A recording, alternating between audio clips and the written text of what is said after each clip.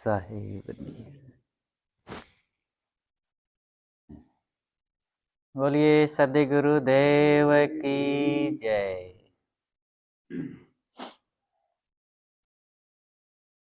सद्गुरु अभिलाष साहेब जी के आदर्श घटनाओं पर आज का प्रसंग है सुंदर जीवन का शौक। लोगों में अनेक प्रकार का शौक होता है। किसी को अच्छा कपड़ा पहनने का शौक, किसी को अच्छी अच्छी चीजें घी दूध दही खाने का शौक, किसी को अच्छी गाड़ी से चलने का शौक, किसी को सुंदर भव्य भवन मकान बनाने का शौक, किसी को गाने या नाचने का शौक होता है। अनेक शौक है। गुरुजी को ये सारे शौक पसंद नहीं थे। आपको केवल एक ही शौक था, वो था कि अच्छा सा मन जो शांत निश्चिंत प्रसन्न निर्भय स्वस और निरंतर आत्म आनंद की अनुभूति हो, ऐसा मन बनाने का शौक था। और यह शौक उनका पूरा हुआ, तभी तो वे अनेक झंझावातों में, अनेक उथल पुथल में, अनेक लोगों की अनेक प्रकार की कहा सुनी में भी वे कभी विचलित नहीं हुए।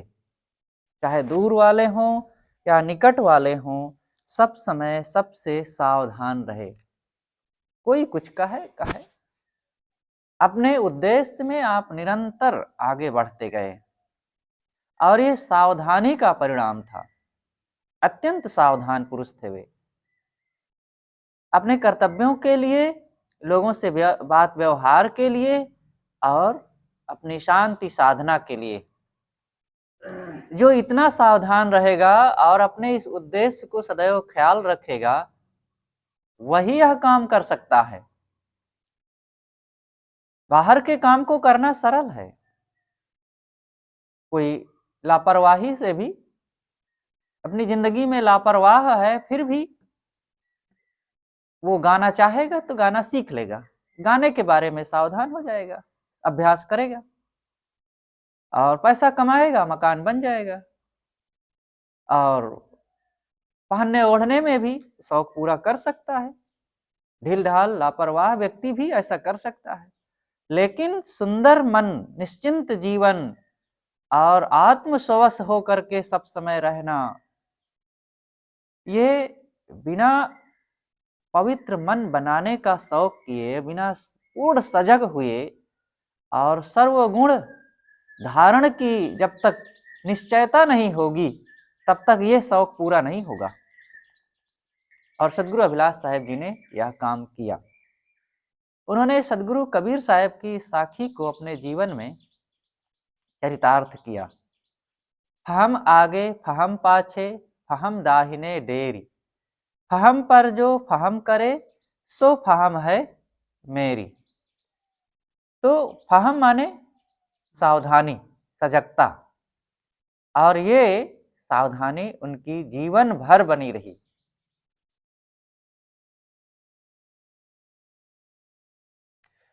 किसी भी महापुरुष को समझने के लिए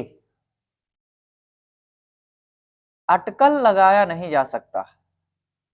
अब उनको अच्छी तरह से समझना है तो उनके जैसा कुछ तो सद्गुण होना ही चाहिए। बहुत दूर से किसी को नहीं देखा जा सकता है अच्छे ढंग से। उनको पूरी तरह से देखने के लिए कुछ निकटता होनी चाहिए। ऐसे ही किन्हीं के मन स्थिति को समझने के लिए कुछ तो वैचारिक साम्यता, कर्तव्यों की साम्यता तो होनी ही चाहिए।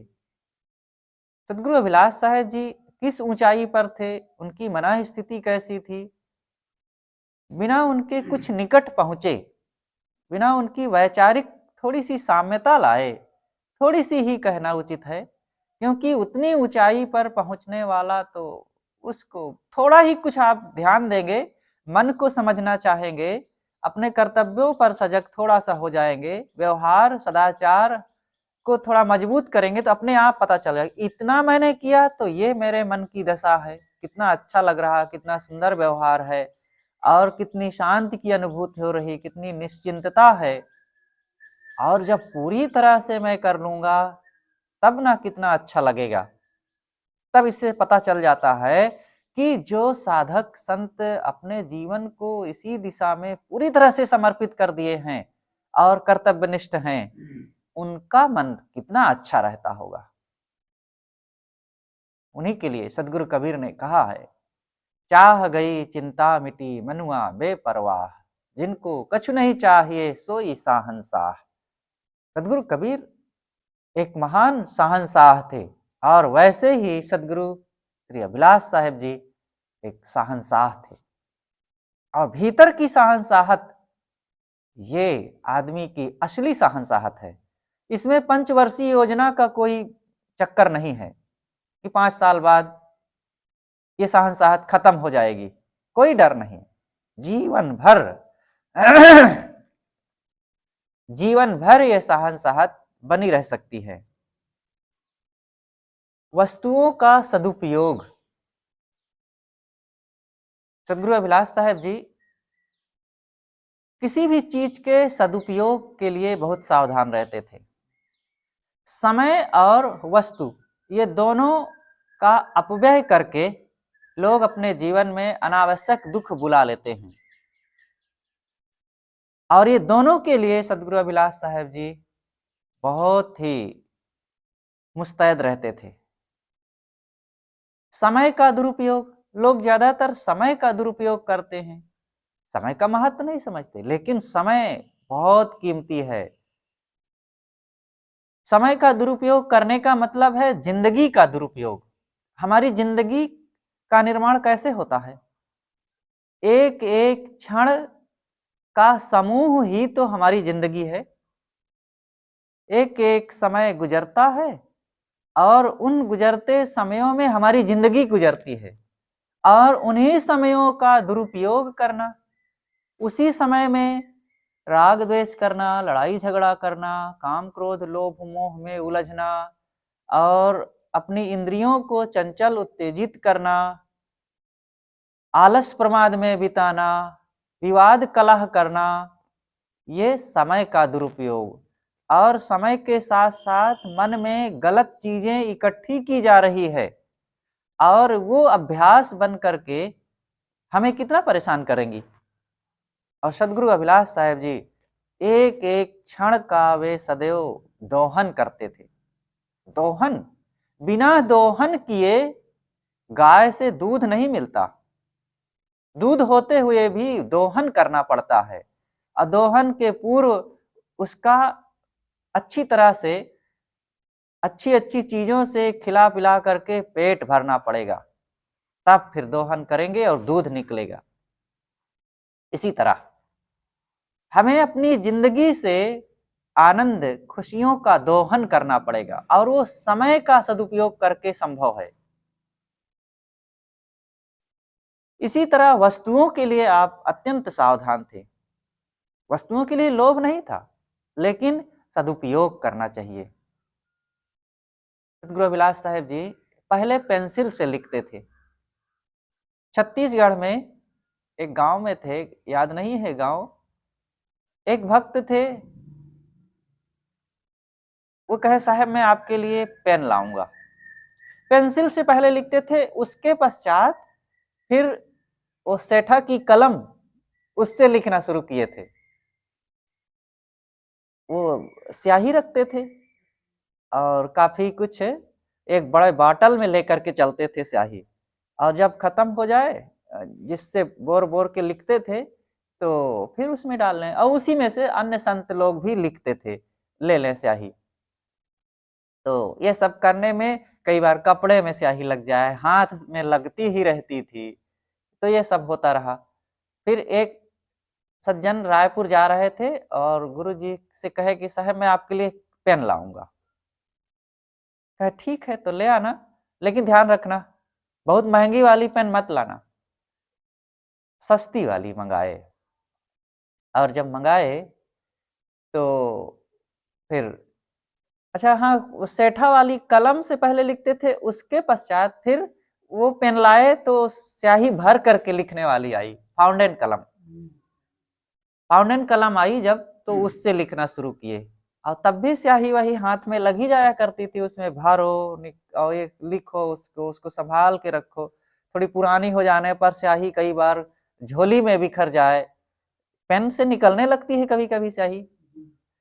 तो ये सब फिर आप जब ये रिफिल वाली कलम शुरू हुई तो फिर इससे लिखना शुरू किए, तब फिर इसमें निश्चिंतता रहती थी।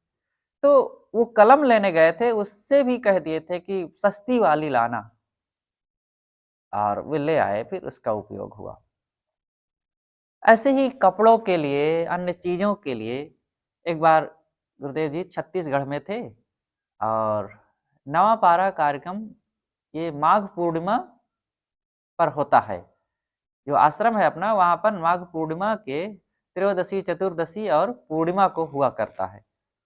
तो उस समय ठंडी वहाँ बहुत एकदम सामान्य हो जाती है, नहीं के बराबर, रात में थोड़ी रहती। तो वहीं से कार्यक्रम के पश्चात संतजन कुछ वापस हर साल आते हैं और इधर से कुछ जाते हैं। तो जो आते हैं संतजन, ठंडी के कपड़े वहाँ से वापस किए जाते हैं। तो गुरुदेव जी भी अपने कुछ स्वेटर, इनर, शाल वगैरह कुछ ज़्यादा जो थे, उनको वापस करने के लिए सोचे। तो अपने सारे कपड़े दे दिए कि ये लेते जाओ। उसी में एक बंडी भी दिए। तो साथ में कुछ लोग थे हम लोग, तो कहा कि इसको भी लेते जाओ। मैंने देखा कि ये तो काफ़ी कुछ पुरानी हो गई है। मैंने कहा गुरुजी अब इसको क्या वापस करना? इसको जो थोड़ा-मोड़ा और पहनने की ज़रूरत हो पहन लिया जाएगा और फट-फुट जाएगी। कहा नहीं, अभी ठीक है ये, अगले साल काम आ जाएगी। और वो जीर्ण हो रही थी, उतना ज़्यादा फटी रही थी, लेकिन फटने की शुरुआत हो गई थी। तो उन्होंने कहा कि नहीं, इसको भेज दो, कुछ काम आ जाएगी आगे भी। इस प्रकार छोटी-छोटी चीज़ों के लिए बहुत सावधान रहते थे। एक बार आप गुजरात में थे, और उन दिनों आप खड़ाऊँ ही पहनते थे, चप्पल भी नहीं पहनते थे, जूता की तो कोई बात ही नहीं। साधु जीवन में आने के बाद गुरुजी सन 1984 तक ना जूता पहने, ना चप्पल पहने, मोजा-वोजा की कोई बातें नहीं। तो खड़ाऊँ पहनते थे, और जहाँ दूर की यात्रा हो तो नंगे पैर चल लेते थे। ट्रेन वगैरह में भी खड़ाऊँ से चलते थे। और हमसे कई बार कहें कि कभी-कभी जब मैं इस ढंग से चलूँ, तो आज आश्चर्य होता है कि उस समय कितना सावधान रहता था, कभी किसी के पैर में खड़ाऊँ नहीं पड़ी, क्योंकि भीड़-भाड़ में गुज़रना पड़े, ट्रेन में, कहीं बस में। बस में तो नहीं, बस में नंगे पैर चल रहे थे, लेकिन ट्रेन में खड़ाऊँ पहन करके ही चलते थे। तो कहें कभी किसी के पैर में नहीं पड़ा, अच्छा हुआ, नहीं तो खतरनाक चीज़ होती है। तो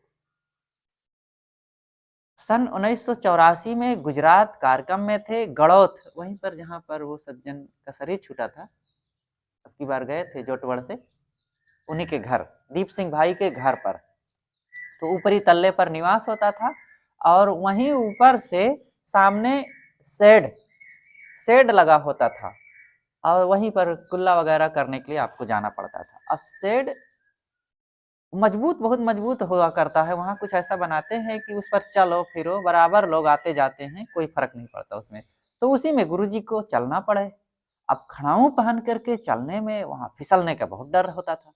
कहीं फिसल जाए तो फिर खट से गिर जाएँ और नीचे चले जाएँ।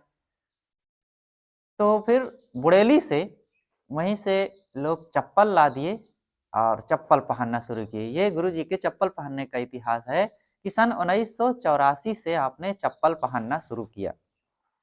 और सन 1995 में गुरुदेव जी लखनऊ में थे, राम अवतार अग्रवाल जी, जो सज्जन भक्त रूप में आज भी वो संतों की खूब सेवा करते रहते हैं, समय से इलाहाबाद आना-जाना उनका होता ही रहता है, अपने घर पर भी बुलाते हैं। तो गुरुदेव जी उनके यहाँ थे, उन्हीं दिनों वे नए-नए जुड़े थे। और गुरुदेव जी जब भ्रमण में निकलते थे तो सुबह सुबह चप्पल ही पहन के जाते थे, और ठंडी के कठिन ठंडी के दिनों में भी चप्पल, और उससे काफी पैर ठंडा जाया करते थे। तो वो बिना पूछे ही जूता ला दिए और जूता पहनना शुरू किए। फिर लाए गुरु जी को दिए, तो पहने, जब पैर डाले, बहुत आग्रह किए तब पैर डाले तो अच्छा लगा। हाँ ठीक है, चलो अच्छा, आज से जूता हम पहनेंगे। तो जूता पहनना शुरू किए। तो वहां से आए और वही जूता फट गया काफी दिन पहनने के बाद। तो मुझे लगा कि अब बदल देना चाहिए। तो मैंने कहा कि गुरु जी इसको मैं बदल देता हूँ। कहा नहीं, अभी बदलना मत, ये बढ़िया अभी चल रहा है। और थोड़ा सा जीर्ण हो गया था लास्ट की उंगली की तरफ उसमें छेद भी थोड़ा सा हो गया था। तो बदलना चाहा मैंने, तो लेकिन रोक दिए। 6 महीने बाद फिर मैंने एक जूता मंगाया, तब तक चलाते रहे। और फिर मंगाया तो गुरुजी को दिया, पहने, थोड़ा टाइट लगा। कहा ठीक है, इसे धर दो, फिर समय से पहनूंगा। और फिर जब वो पूरी तरह से खराब हो गया, और तब फिर पहनना उसे शुरू किए। इस ढंग से एक बार दूसरा जूता मंगाए, और छत्तीसगढ़ में थे, और हम इलाहाबाद से मंगाए थे, कोई संत आए थे, और वो टाइट हो गया, थोड़ा सा हल्का सा टाइट। और पहन करके चले तो उस समय तो पता ना चला कितना टाइट है, कहाँ चल जाएगा। और चले तो दूर चले गए, अब काट दिया पैर में। तो अब लौटने में बड़ी दिक्कत, कहाँ इसको पहन के नहीं चल सकता हूँ। और तब तक खड़ा हूँ और जूता चप्पल की इतनी आदत हो गई, पैर एकदम कोमल हो गए थे। और सड़क पर चलना, हल्की हल्की गिट्टी सड़क पर, बहुत संभाल करके धीरे धीरे धीरे चल करके आए। तो अब सुबह का समय था, तो दूर से आना, बहुत धीरे धीरे। तो मेरे मन में हुआ, मैंने कहा गुरु जी मेरे कंधे पर बैठ लीजिए। मैं कहा रे छोड़, तू उठा नहीं पाएगा लेकिन साहस हम रखते थे सदैव, कभी ऐसी जरूरत पड़ जाए, बाहर चलते हैं, कोई बात हो जाए, तो अगर ऐसा हुआ तो हम हिम्मत रखते थे कि हम उठा के ले चलेंगे। लेकिन ऐसा संयोग नहीं पड़ा। एक बार ऐसा हुआ था, सूरत में थे, और सुबह सुबह टहलने के समय गुरुजी गए, और ऊपर छत पर वो पिलर की जगह निकली थी, ऊपर उठाए थे, साफ सुथरा था, और थोड़ा अंधेरा था, शायद बिजली थी कि नहीं, लेकिन अंधेरा था। और टहल रहे थे, एक पिलर से टकरा गए और गिर पड़े उसी के ऊपर एकदम। अब मैं दौड़ा, उठाया। स्वस्थ शरीर, समर्थ शरीर जब होता है शक्तिवान, उसको उठाने में कोई दिक्कत नहीं होती। लेकिन असमर्थता पूर्वक कोई गिर जाए, फिर उसको उठाने में भारी दिक्कत होती है। एकदम मैं पूरा ताकत लगाया, संभाला, फिर तब तक फिर धीरे से संभल करके गुरुजी स्वयं सहारा दिए, फिर उठाया, तब उठे। कहाँ किसी को बताना नहीं, नहीं बेकार में सब लोगों को तकलीफ होगी। थोड़ी सी चोट आ गई थी, सीने में आ गई थी, हाथ में आ गई थी। तो चीजों का सदुपयोग, मैंने कहा कि चीजों का अच्छी तरह से आप सदुपयोग करते थे।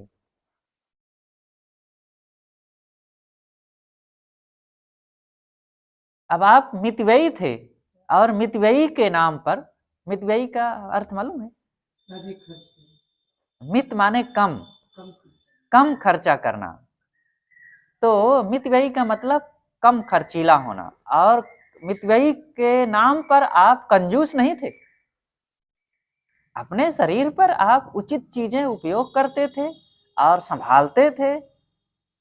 लेकिन जब जरूरत पड़े, संतों की सेवा में, भक्तों की सेवा में, आप खुले हाथ से रुपया, पैसा, कपड़ा, पुस्तकें, फल फूल, कोई भी चीज खूब सेवा में लगाते थे। थोड़ा भी आप मितव्ययी होते हुए भी कंजूस बिल्कुल नहीं थे, फिजूल खर्ची नहीं थे। बस इस प्रकार से आप सदैव चीजों का सदुपयोग करते थे। और आप तो ये कहा करते थे कि धन धन नहीं है, जन धन है। आप लोगों को, मनुष्यों को धन मानते थे, और जहां जरूरत पड़ती थी सबकी सेवा में उचित खूब खर्च किया करते थे। ये तो अच्छी तरह से देखा गया। आप चीजों का सदुपयोग करते ये भी देखे हम, लेकिन सदुपयोग के नाम पर आप थोड़ा भी उनके ऊपर ये एक क्षण के लिए भी नहीं सोचा जा सकता कि वे कंजूस रहे होंगे ना। खुले हाथ से कोई भी दीन दुखी आ जाए, संत महात्माओं के लिए तो लगाते ही थे। कई बार आप इस उदारता के नाम पर ठगा भी गए हैं। एक व्यक्ति आया यहाँ पर इलाहाबाद में, और वो कहीं पता नहीं कैसा व्यक्ति था, आया और गुरुजी के पास उसकी पत्नी भी रही और बताया कि मैं राजस्थान से आया हूँ और महाराज मेरा पत्थर का कारोबार है। वो करोड़ों का मेरा साहब कारोबार रहता है, लेकिन यहाँ आया और किसी जगह मैं काम में पड़ गया और ज़रूरत है पैसे की, पैसा है नहीं, और मेरी माँ मुझे डाँटती रहती है, "तू संतों की सेवा नहीं करता है, तू साँप बनेगा, धन को बहुत बटोरे धरे रहता है, सेवा कर।" तो महाराज अब मैं माँ की बात पर सदैव ध्यान रखता हूँ, और जो है अब आज क्या बताऊँ, पैसा आ नहीं सकता, मेरे पास तो इतना पैसा है, इतना कारोबार है, और महाराज कुछ पैसे की ज़रूरत है और मैं जा कर के आपको भेज दूँगा आश्रम, वहाँ से। और मुझे कितना 2000 या 3000 के लिए ऐसे कहे कि महाराज दे दीजिए, और मैं फिर वहाँ जा कर के आपको 5000 भेज दूँगा। कुछ संतों की सेवा भी तो करना है मुझे, क्या करूँगा इतना पैसा? खूब लंबी चौड़ी हाँका। तो गुरुजी कहें कि भाई अब तुम्हें जाना है तो मैं किराए के लिए पैसा दे देता हूँ, अब इतना पैसा तो मेरे पास कहाँ है। तो 200-300 रुपये उनको दिया गया, चले गए और खुश रहे, ठीक है महाराज हो जाएगा किराए का इतने में, और कहा और काम है फिर वहाँ से जा कर के मैं करवा लूँगा किसी तरह। और गए, और फिर गए तो गए, कौन भेजता है पैसा? और बड़ी लंबी चौड़ी हाँक करके गए थे, लेकिन कहे कोई बात नहीं, ठीक है ले जाने दो। इस प्रकार से आप चीजों का सदुपयोग बहुत अच्छे ढंग से करते थे। गुरुजी का हंसी विनोद, आप ऐसा नहीं कि सदैव कड़े और गंभीर ही रहते थे, सदैव आप बड़े सरल मन के भी रहते थे। अच्छे लोगों के लिए आप इतना अच्छे होते थे, इतने सरल होते थे कि हंसना, बोलना, बात करना, चर्चाएं करना खूब चलता था। और जब किसी की गलती होती थी, तब जितना आप नहीं उसके लिए तेवर बदलते थे, उतना वो खुद डरता था। फिर उसकी हिम्मत नहीं होती थी आपके पास आने की, आपके सम्मुख रहने और बात करने की। लेकिन आप हंसी विनोद खूब करते थे समय समय से, और आपकी जो हंसी विनोद होती थी बड़ी सात्विक सरल थोड़े शब्दों में, कि लोगों को हंसा दे। और फिर आप जब बोलते थे तो फिर लोग हंसे बिना नहीं रह पाते थे। तो छोटी छोटी ऐसी कई घटनाएं हैं, थोड़ी सी उसकी चर्चा करते हैं। हंसी विनोद के बहुत सारे प्रसंग थे, बहुत हमने लिखा था, लेकिन फिर भी यहाँ भी काफी कुछ दिया गया है। ये 6 मई 1994 की बात है। गुरुदेव जी उस समय गुजरात जामनगर के कार्यक्रम में थे। दिनेश भाई परमार जो अब की बार वहां पर अहमदाबाद के कोबा कबीर आश्रम में आए थे, नेताजी हैं दिनेश भाई परमार, एक अच्छे नेता हैं और वहाँ के प्रतिष्ठित योग्य पुरुष। तो उन्होंने गुरु जी का कार्यक्रम करवाया। तो एक धर्मशाला में निवास था, पानी की कमी रहा करती है वहाँ, तो टैंकर से मंगा करके ऊपर टंकी में चढ़ाया जाता था।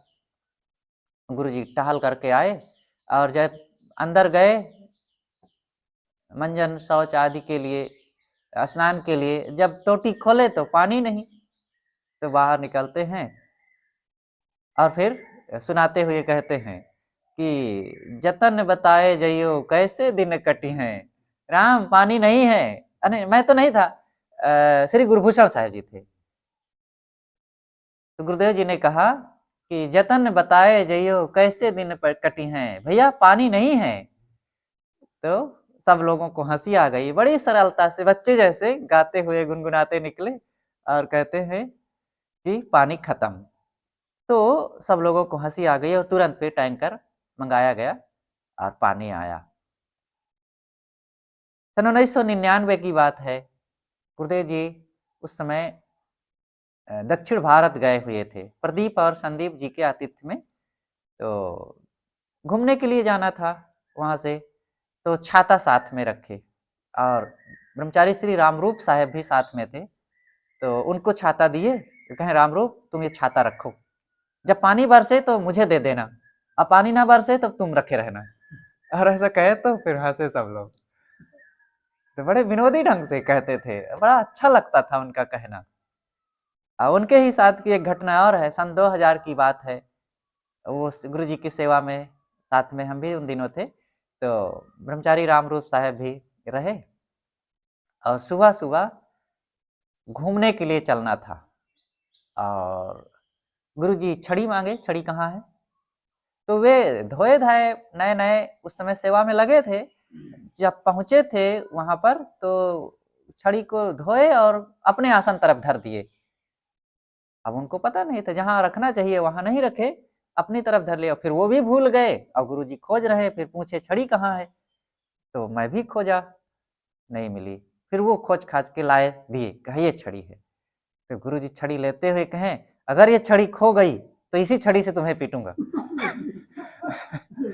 तो हंसे जोर से, सब लोग हंसने लगे, तो गुरुजी भी मुस्कुराए, कि समझे, तो कहे हाँ गुरुजी समझ गया, फिर आप कैसे पीटेंगे जब खो जाएगी तो। तो फिर हंसी फिर हुई। तो इस प्रकार छोटी छोटी बातें आपकी बड़ी चुटीली हुआ करती थी।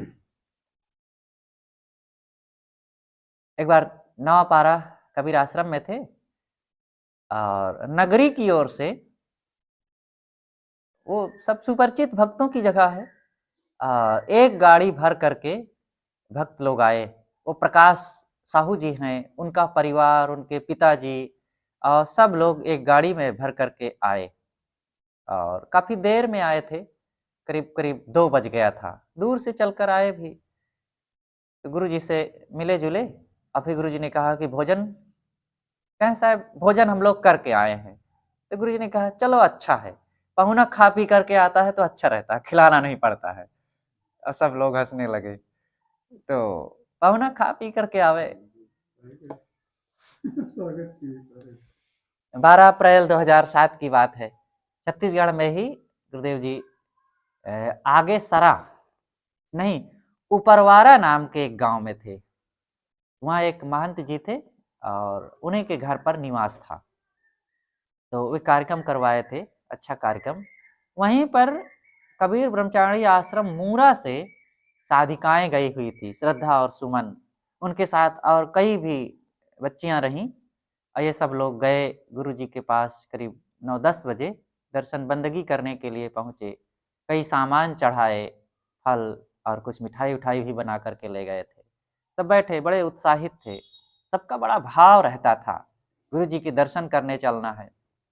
तो जब सब कई लड़कियां रहीं, बंदगी करके बैठी, तो गुरु जी देखे, सबकी तरफ नज़र डाले, तो कहें कि ये सब बच्चियां कहाँ से आई, कहें साहब सब साथ में ही आई हैं और हमारे साथ भी कुछ लोग रहती हैं इनमें, कई लोग।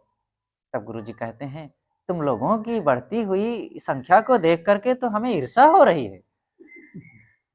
तो हंसने लगे सब लोग और कहे कि गुरु जी आपकी कृपा है, ईर्ष्या उनको क्या होगी, वो तो खुश रहते थे, वो तो चाहते थे कि सब लोग आगे बढ़ें साधना में, कल्याण पथ में, और सब लोग आगे बढ़ें, ईर्ष्या की कोई बात नहीं। लेकिन विनोद आपका होता था, कहें तुम लोगों की ये बढ़ती संख्या को देख करके तो हमें ईर्ष्या हो रही है, कहीं हम पिछड़ न जाएं। तो बड़ा अच्छा लगता था उनका थोड़ा सा विनोद। ये 8 अप्रैल 2007 की बात है, नहीं ये 2 मई 2008 की बात है, गुरुदेव जी बिहार में थे, ये जगता नाम का गांव था, जो मीना एक देवी है वहाँ की, उनका नैहर था वो, उसी उसी घर में निवास ही था। शाम को शाम को नहीं था, शायद सुबह था, हाँ शाम को गुरुजी आंगन में ही टहल रहे थे, थोड़ा अंधेरा हो गया था, तो उस समय भूपेंद्र जी, ब्रह्मचारी भूपेंद्र जी भी सेवा में गुरुजी के लगे हुए थे, तो गुरुदेव जी ने मेरी टार्च मांगा और भूपेन जी से कहे, भूपेन राम की टार्च लाओ। और वे समझे नहीं और गुरु जी की ही टार्च ले जा करके दे दिए। और गुरु जी हाथ में लिए तो समझ गए कि ये मेरी टार्च ही ला करके दे दिया है। और फिर जब रात्रि में सोने का समय हुआ तो गुरु जी कहते हैं कि मैंने राम की टार्च मांगा था और तुम मेरी ला करके दे दिए। और मैं समझ गया था, मुझे लग रहा था कि कहीं ये राम की मान करके दोनों गुरु भाई मिलकर मेरी टार्च ना हड़प लें। तो दोनों लोग खूब हंसे। तो कहें कि मुझे लग रहा था कि कहीं कि ये दोनों गुरु भाई मिल करके मेरी टार्च हड़प लेंगे क्या।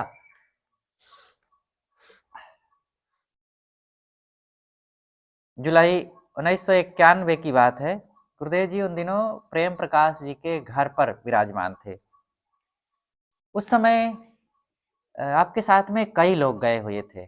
पूज्य संत श्री धर्मेंद्र साहेब जी, पूज्य श्री गुरुभूषण साहेब जी और ब्रह्मचारी भूषण जी, जिनका नाम बाद में संत श्री देवेंद्र साहेब हुआ। और भी कई लोग थे, शायद ब्रह्मचारी श्री गंगाराम साहेब, जिनका नाम श्री गुरुवेंद्र साहेब हुआ, ये लोग भी सब थे। तो एक दिन गुरुदेव जी ने निर्णय लिया कि सदगुरु श्री पूर्ण साहेब जी कृत वैराग शतक पुस्तक पर कल से चर्चा किया जाएगा, उसी पर सत्संग चलाएंगे। तो अब गुरु जी कह दिए, किंतु अब पुस्तक नहीं है। अब बिना पुस्तक के आधार पर बोलने में दिक्कत होती है। तो श्री देवेंद्र साहेब और श्री गुरुभूषण साहेब जी ने अपनी स्मृति के आधार पर उसको लिखना शुरू किए। लेकिन अब उतना सब स्मृति ना रही तो कैसे लिखें। तो कबीर दर्शन पुस्तक निकाले। कबीर दर्शन में गुरुदेव जी ने श्री पूर्ण साहेब जी के प्रसंग में वैराग शतक की संक्षिप्त टीका लिखी हुई। तो उसके आधार पर याद करके साखियों को लिखना शुरू किए। तो एक समय श्री देवेंद्र साहेब जी भोजन बना रहे थे और भंडार घर में पुस्तक को ले गए थे। उनको अचानक याद आ गई एक साखी और पुस्तक देखने लगे और फिर उसके हिसाब से लिखने लगे। और तब तक गुरु जी छत पर सामने शाम को टहल रहे थे। आ गए और आए, बड़े चुपके से आए और ये पुस्तक देख रहे थे। उधर भंडार सब्जी बन रही है और आए चुपके से उनकी दोनों आंखों पर हाथ धर के बंद कर दिए जोर से। अब बोल नहीं रहे हैं और आंखें बंद उनकी किए हैं। तो अब देवेंद्र साहब बैठे थे, फिर वे एक आइडिया लगाए और हाथ टटोलना शुरू किए। तो पैर पकड़े, पैर में फिर देखे कि खड़ाऊ पहने हैं, तब जान गए कि गुरुजी हैं, क्योंकि खड़ाऊ पहन करके वे ही आ सकते हैं। तब गुरुजी कहते हैं, तू बड़ा चतुर है, और टटोल करके जान लिया कि कौन है। तब फिर बाद में समझाते हैं कि बेटा भंडार बनाते समय पुस्तक उस्तक नहीं देखना चाहिए, छूना चाहिए, क्योंकि पुस्तकें सब कहाँ कहाँ कौन छुए हैं, कौन कहाँ रखा गया है। और फिर ये काम करते करते तुम भंडार बनाओगे, अशुद्धि के संसर्ग में रहोगे और फिर वही हाथ से कहीं तुम भोजन छूने लगे तो ठीक नहीं है। काम करते समय पुस्तक उस्तक नहीं छूना चाहिए। तब किस प्रकार से लोगों को विनोद पूर्वक सही रास्ता दिखा देना, सही बात बता देना, उनको कष्ट भी ना हो और बड़े सरलता से हंसते हंसते उनको स्वीकार भी हो जाए, ये बातें बहुत अच्छे ढंग से आप कह देते थे, जानते थे। सितंबर 2004 की बात है। गुरुदेव जी कबीर आश्रम इलाहाबाद में ही विराजमान थे। आप शाम को भ्रमण करके आए, टहलते थे, सुबह शाम नियमित टहलते थे आप। तो कभी नगर में वहीं बरामदे में आकर के बैठे, कुर्सी लगी थी। टहलने के बाद थोड़ा सा विश्राम करते थे, 5 से 10 मिनट 15 मिनट तक आप बैठते थे, उसके पश्चात ही पैर धोते थे। तो पैर धोने के लिए चले, मैं उनका जूता लाकर झाड़ करके धर दिया और टोटी के पास गए, खड़ाऊ लेके गया मैं और पैर धोने लगा। अब सामने से खड़ाऊ देने में कई बार भ्रम हो जाता है, बाएं की कौन है दाएं की कौन है खड़ाऊ, और एक पैर धोया और खड़ाऊ मैंने दे दिया। अब मेरे तरफ से तो सीधा दिख रही थी, उसी को उठा कर दिया और उधर उल्टी हो गई। अब गुरुजी पहन लिए। दूसरा भी धोया पैर, उस दूसरी खड़ाऊँ दिया, उसको भी पहन लिए और पहन करके जब पैर धुल गए तो चलने लगे बरामदे की ओर।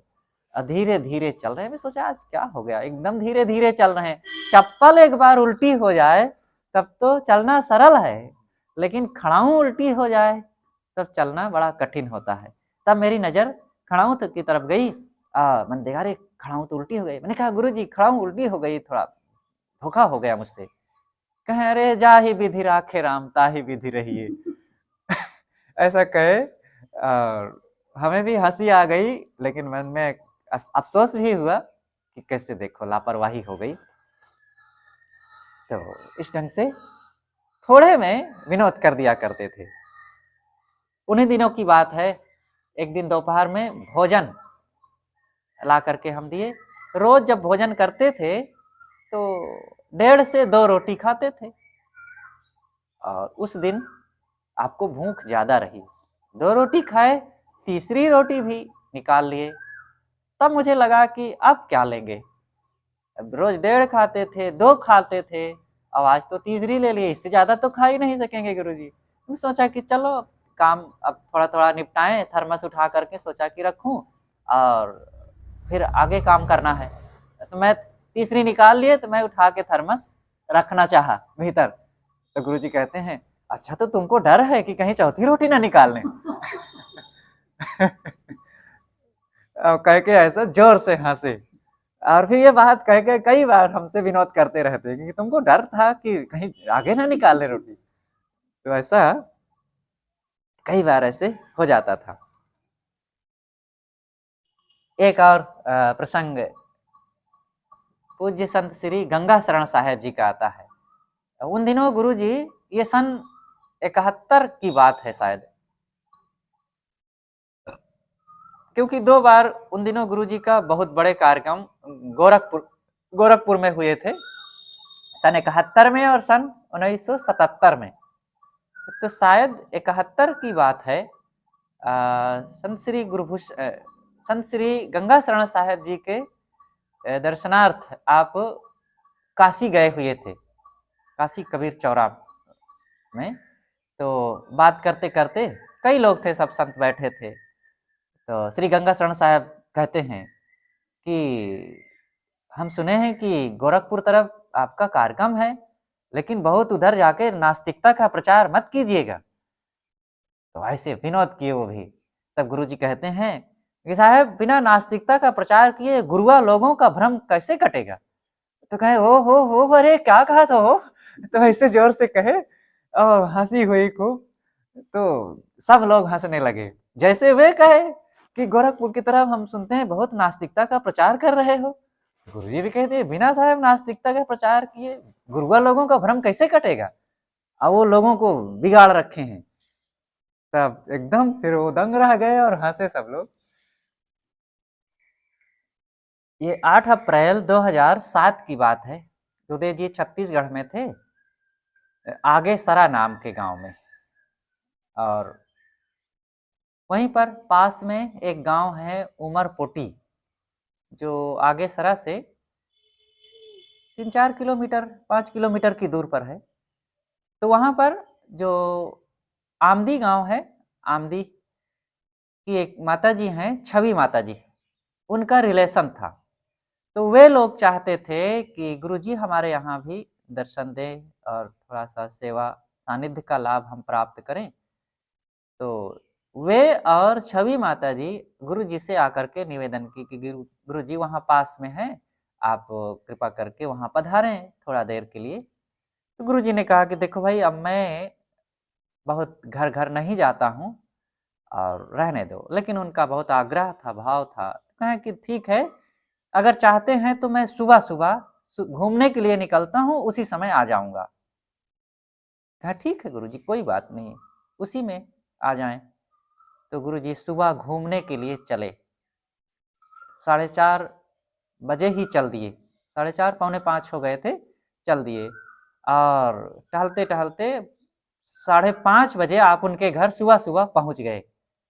साथ में श्री गुरुभूषण साहेब जी और हम भी थे। तो हम लोगों को जब गुरुजी बैठे आसन पर, देखे कि हम लोग एकदम नहाए धोए फिट कपड़ा साफ पहने हैं, तो गुरुजी हम सब लोगों से कहते हैं नहाए खोर उत्तम हो आए। तो श्री गुरुभूषण साहब कहें हंसे जोर से और कहें कि साहब इसके आगे की साखी मत कहिएगा, क्योंकि उसके आगे का वचन है, याद है किसी को? विष्णु भक्त देखत दुख पाए, कहें इसके आगे के मत कहिएगा। तो विनोद किए गुरुजी नहाए खोर उत्तम हो आए। तो हम लोग हंसे और कहे कि जी हम लोग स्नान कर लिए हैं।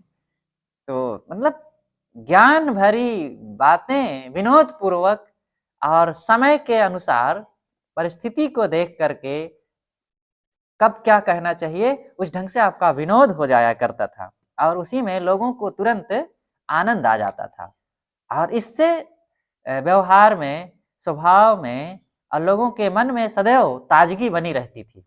तो ऐसा समय समय से आप विनोद किया ही करते थे।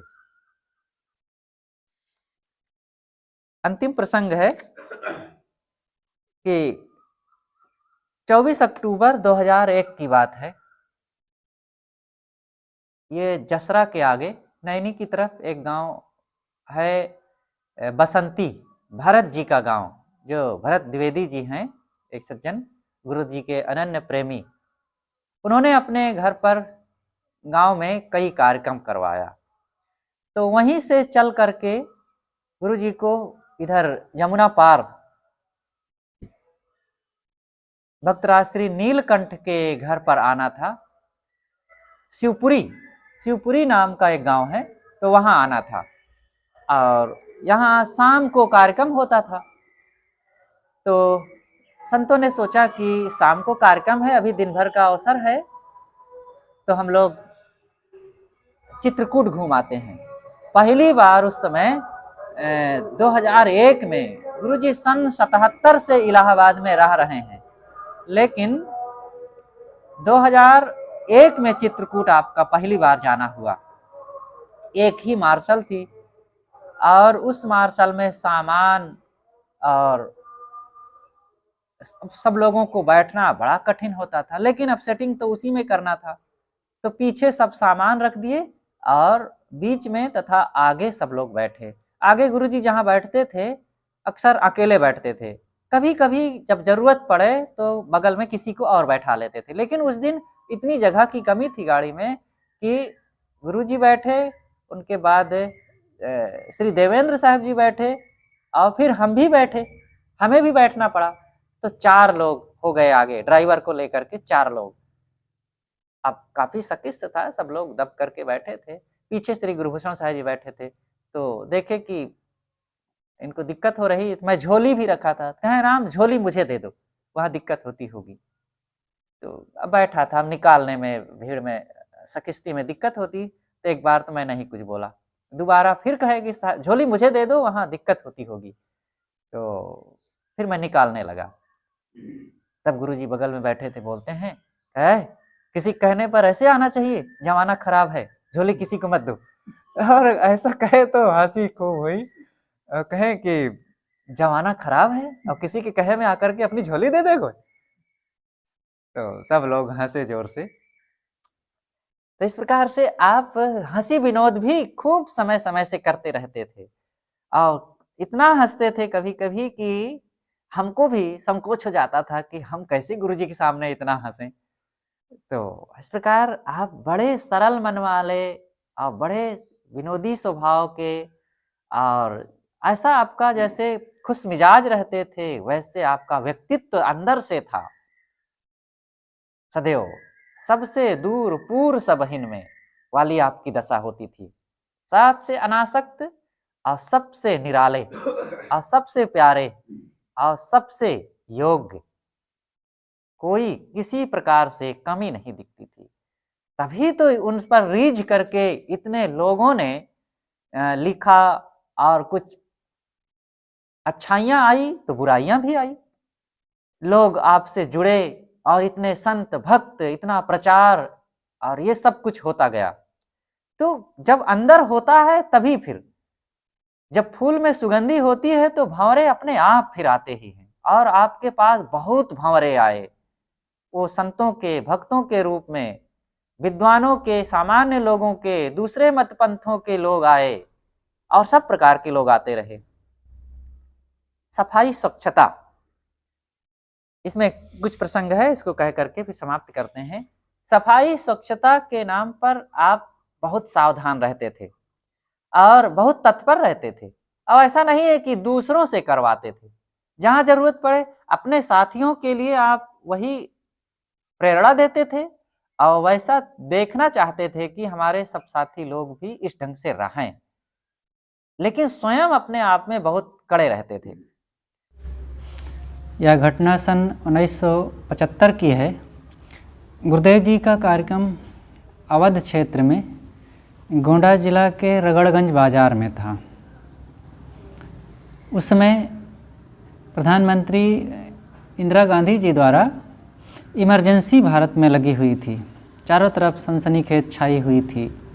कहीं भी कोई व्यक्ति किसी ढंग से किसी को परेशान नहीं कर सकता था और ना किसी ढंग से किसी को कोई ठग सकता था। गुरुदेव जी रगड़गंज में थे। वहाँ पर रगड़गंज में बीच बाजार में चौराहा है। पूरब से पश्चिम, उत्तर से दक्षिण की ओर सड़क जाती है और चारों तरफ की सड़कों में बहुत कूड़ा कचरा फैला हुआ था। एक दिन आप शाम को निकल रहे थे, देखे कि बहुत कचरा, चारों तरफ कचरा कचरा, इसकी सफाई होनी चाहिए। ऐसा आपने मन में सोचा और फिर शाम को आकर के साथियों के साथ चर्चा किया कि इसकी सफाई करना है।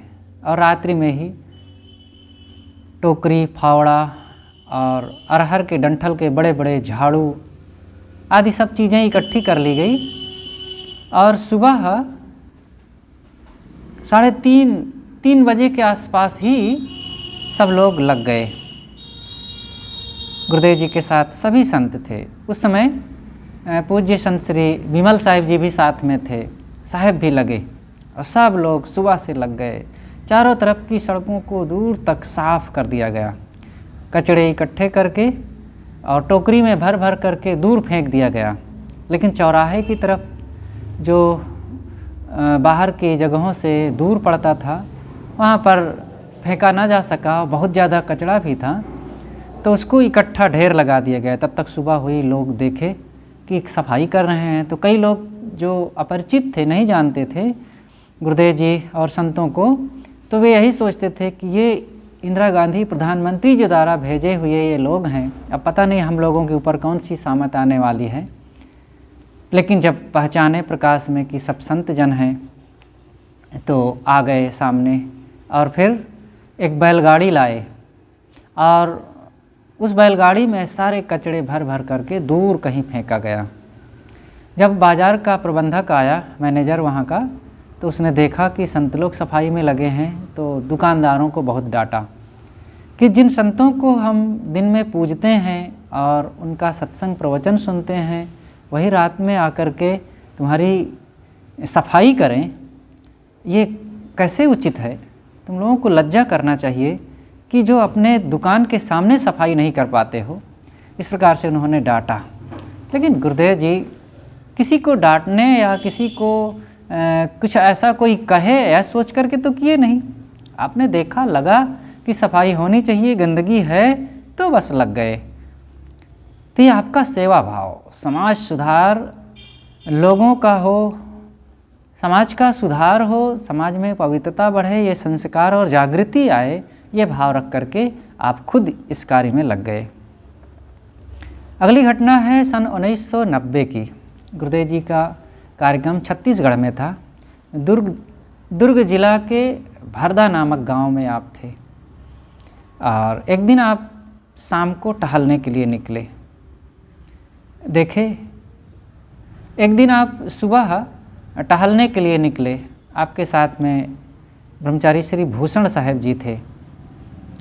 देखे कि चारों तरफ सड़क के किनारे किनारे बहुत गंदगी पड़ी है, लोग टट्टी किए हुए हैं और नई पुरानी टट्टी पड़ी हुई है।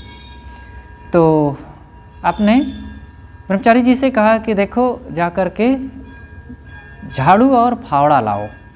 फावड़ा मांग करके लाए किसी भक्त के घर से और गुरुदेव जी ने कहा कि तुम्हें तो फावड़ा चलाने का अभ्यास नहीं है, तुम फावड़ा मुझे दे दो और मैं सब साफ कर दूंगा। उन्होंने कहा नहीं गुरुजी मैं करूंगा। अंततः फिर माने नहीं भूषण साहब जी, और फिर गुरुदेव जी बताते गए और वे सब फावड़े से खोद खोद करके बाहर करते गए और पूरी सफाई दूर तक कर दिए। बाद में जब प्रकाश फैला और लोग भी आ गए, वे लोग भी थोड़ा सफाई में लगे और साफ झाड़ू लगा दिए, एकदम रोड साफ हो गई। फिर जा कर के जो एक सज्जन आए थे वे और भूषण साहब जी, पास में नदी बह रही थी, वहाँ फिर स्नान किए और गुरुदेव जी फिर निवास पर स्नान किए। दूसरे दिन गुरुदेव जी ने भूषण साहब जी को भेज करके कहा कि जाओ देखो आज कैसे है, आज साफ़ है कि नहीं। वे गए, देखे, लौट करके जब आए तो बताया कि साहब जैसे पहले था वैसे ही हो गया है। ऐसा लगता है कि साफ जान करके अब इस समय तो और ज़्यादा लोग वहीं पर बैठे हैं। गुरुदेव जी को गांधी जी की वो बात याद आई कि समाज सुधारकों को समाज सुधार के लिए जितनी चिंता होती है, समाज को चिंता नहीं होती। वो बस अपने ही भाव में वो जीते हैं। तो इस ढंग से, लेकिन गुरुदेव जी ने कहा कि इसमें निराश होने की कोई बात नहीं है, हमारा काम निष्फल नहीं हुआ और इसका असर लोगों में रहेगा और धीरे से बदलाव आएगा। एक बार गुरुदेव जी ट्रेन यात्रा में थे, राजस्थान जा रहे थे, किशनगढ़, और अपने समाज सहित थे। जिस कोच में आप बैठे थे, एक संत सुबह सुबह शौचालय गए, देखे कि बाहर जहाँ पर लोग शौचालय में जाते हैं, कोई बाहर टट्टी कर दिया और पानी के प्रवाह से, झटके से वो पूरी उसके शौचालय की फर्श पर फैला हुआ था, गंदगी फैली थी। तो वे संत गए और दरवाज़ा खोले, देखे तो एकदम गंदगी होने का तुरंत बंद कर लिए और दूसरी तरफ चले गए। लौट करके आए और बताया कि भाई उधर बड़ी गंदगी है, मैं तो उसमें खोल के देखा और तुरंत बंद कर दिया, अंदर गया ही नहीं। तो गुरुदेव जी गए और थोड़ी देर बाद जब भी आप जाते हैं आपके पास एक बड़ा सा गिलास रहता है, सदैव आप गिलास ले करके जाते हैं। तो उसी शौचालय में गए जहाँ पर गंदगी थी, आपने पानी ले करके पानी के प्रवाह से उसको सब साफ कर दिया। और फिर आपके पास एक पेपर था और पेपर से जहाँ ऐसा कुछ लगा रगड़ दिए और पानी से फिर उसको साफ कर दिए और पेपर को फेंक दिए डस्टबिन में। पाउडर मंगा करके आपने हाथ और गिलास को ठीक से मांज लिया और आकर के निश्चिंत बैठ गए। और फिर उन संत की तरफ मुस्कुराते हुए कहते हैं, अब जा सकते हो वहाँ, मैंने साफ कर दिया है। जैसे ही लोग सुने कि गुरुदेव जी साफ किए तो सबको बड़ा संकोच लगा और उन्होंने सोचा कि देखो हमें साफ करना चाहिए था, लेकिन हमारी बात गुरुजी सुने कि हम उधर गए ही नहीं और गुरुजी खुद जा कर के साफ कर दिए। अगस्त 2004 की बात है। गुरुदेव जी कबीर नगर इलाहाबाद आश्रम में थे। उन दिनों बीजक मंदिर तो बना नहीं था और पूरब वाले कैंपस में एक जो बड़ा सा हॉल था, वहीं पर सुबह का सत्संग हुआ करता था। जैसे ही आप प्रथम कैंपस से बाहर निकले, सड़क पर देखे कि लोग आसपास बहुत पान खा करके थूके हुए थे। आप रुक गए और आपने साथ में रहने वाले साधक से कहा कि देखो यहाँ इतनी गंदगी पड़ी है और यहीं पर से अनेक बार संतों को आना जाना है, ये पड़े रहना अच्छा नहीं। तुरंत आप लौट पड़े कि झाड़ू लाओ और पानी, और यहाँ पर इसकी सफाई होनी चाहिए। और फिर साथ में हम भी थे, तुरंत झाड़ू और पानी लाया गया। गुरुदेव जी बताते गए यहाँ यहाँ ये साफ़ करना है। खुद आप साफ़ करने के लिए तैयार हो गए थे और झाड़ू उठा करके सफाई करने जा रहे थे, लेकिन अब साथ में हम थे तो फिर आप बताते गए और वहाँ धुलाई कर दी गई तो ठीक हो गया। इस तरह एक घटना नवापारा की है। ऐसी अनेक घटनाएं हैं, इसको हम एक एक कैसे सब बताएंगे। इस प्रकार से गुरुदेव जी जहाँ जैसे मौका पाते थे साफ करने में कभी पीछे नहीं रहते थे और इन सब चीज़ों के लिए सदैव उत्सुक रहते थे और बड़े हर्ष और प्रेम से करते थे, और यही काम दूसरों से भी आप कराते थे जब जहाँ मौका पड़ता था। इस प्रकार आप पवित्रता जैसे अपने मन की और आवाज़ की चाहते हैं, वैसे बाहर भी चाहते हैं और अपने साथियों में भी वही चाहते हैं कि उनके जीवन में भी यही चीज़ हो। एक छोटी सी घटना का और उद्धरण करें और फिर समाप्त करते हैं।